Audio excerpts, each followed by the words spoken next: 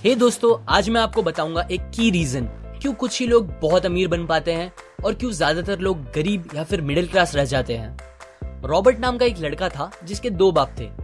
अब आप कुछ गलत मत समझिए, पहला उसका खुद का था पर दूसरा उसके दोस्त का बाप था जिसे वो अपना मुंह बोला बाप मानता था। पहले वाले ने पीएचडी की थी पर दूसरे ने कभी 8th भी पास नहीं की थी।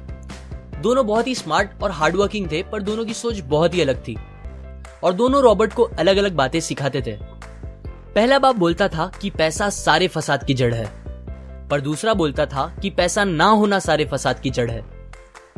पहला रॉबर्ट को हमेशा महंगी चीजों के बारे में सोचने से मना करता था और कहता था कि वो हमारी हैसियत के बाहर है।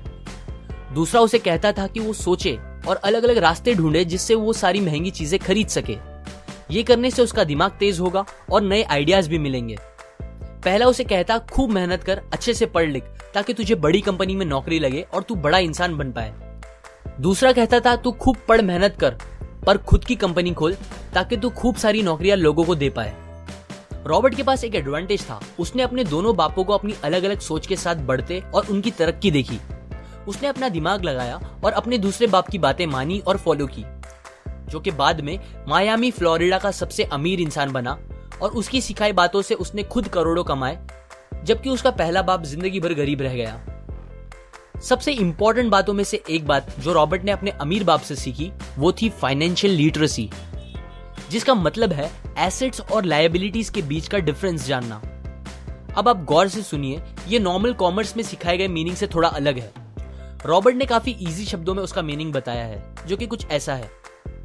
एसेट्स कोई भी वो चीज होती है जो आपको पैसे बना के दे या फिर आपके जेब में पैसे डाले, और लायबिलिटीज वो चीजें होती है जो आपके जेब से पैसे ले ले या आपके पैसे खत्म करे। अमीर लोग इसीलिए अमीर होते हैं बिकॉज वो अपने एसेट्स बनाते हैं, जबकि मिडिल क्लास लोग बस लायबिलिटीज पे खर्च करते हैं। मिसाल के तौर पर रमेश और सुरेश नाम के दो दोस्त थे। दोनों सेम पोजीशन और सेम सैलरी पे काम करते थे। जब भी उन्हें सैलरी मिलती, रमेश अपनी सैलरी से नए कपड़े, नए गैजेट्स, नया फोन, बाइक या कार ऐसी चीजें खरीदता था जो उसे अमीर जैसा फील कराती थी।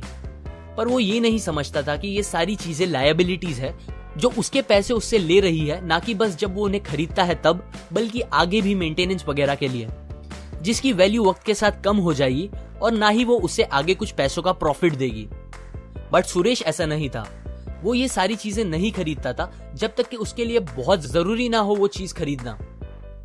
वो पैसे जमा करता था और एसेट्स पे खर्च करता था, जैसे कि स्टॉक्स, बॉन्ड्स, रियल एस्टेट, अपनी खुद की स्किल्स बढ़ाने के लिए या कुछ सीखने के लिए जो उसे आगे और पैसे बना के दे।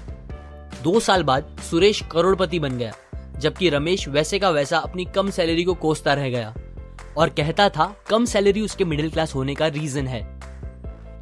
एक गरीब इंसान का कैश फ्लो कुछ इस तरह होता है, उसे पैसे मिलते हैं और फिर वो पैसे उसकी जरूरी खर्चों में खत्म हो जाते हैं। एक मिडिल क्लास का कैश फ्लो थोड़ा सा अलग होता है, उसे पैसे मिलते हैं, वो पैसे जरूरी खर्चों और लायबिलिटीज में खत्म कर देता है।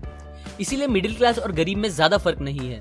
मोस्टली मिडिल क्लास लोगों को लगता है उनका घर उनका एसेट है, पर ऐसा नहीं है।